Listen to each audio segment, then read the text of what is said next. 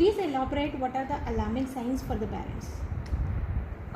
When we talk of alarming signs in terms of nutrition, we need to observe how the child is growing. So it's important that we know that India, we in India, many children, they suffer from stunting, wasting, and also same time, they also have overweight, or they're suffering from obesity, which is again rising. So we are actually burdened with a triple burden. So we have undernutrition, we have overnutrition, and we also have micronutrient malnutrition, which is also called as hidden hunger.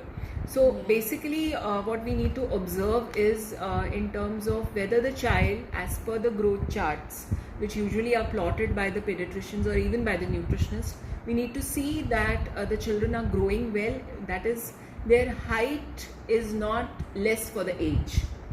So if the height is less for the age, it is called as stunting. So we need to observe for that. And again, for preventing stunting, it is important that the child is consuming enough amount of energy and proteins in the diet.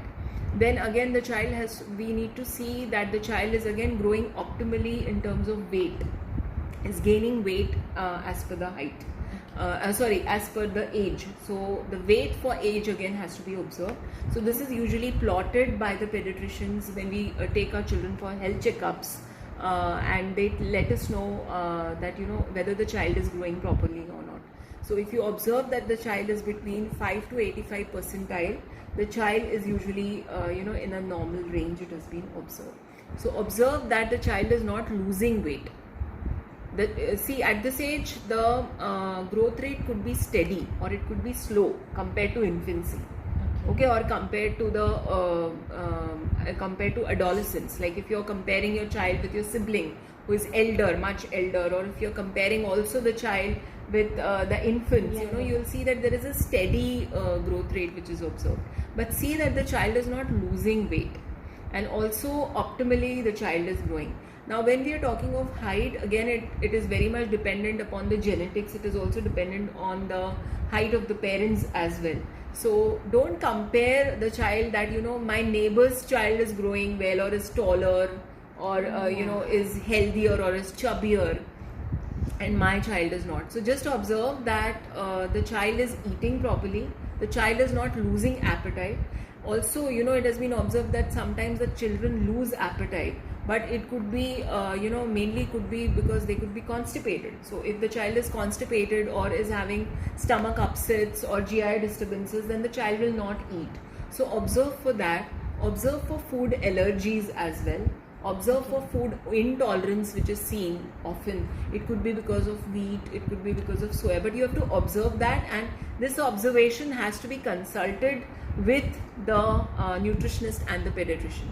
So I'm just giving a general guideline. So do not think that okay, ho sakta hai allergy ho ya intolerance ho. You have to figure that out by taking the dietary recall of the child and discuss that with the nutritionist and the doctors. So mainly observe for whether the child is growing well in terms of gain in the weight, gain in height. That is important. Weight loss is not observed in the children. Okay, for allergy and intolerance, we can also go for allergy test and intolerance test as well. To confirm that, of course, you will have to consult your pediatrician, who would advise whether that is needed exactly or not. Okay. Often it has been observed that certain kind of intolerances are not observed in the allergy test. But if the child is showing any severe reactions, then it is important that we confirm that with the help of the allergy test, of course. But that has to be taken in consultation with the pediatrician and the dietitian, or the nutritionist, who will probably, when you give her the dietary recall, she would eliminate certain food items and give you the replacement in terms of nutrients, which can be followed. Thank you.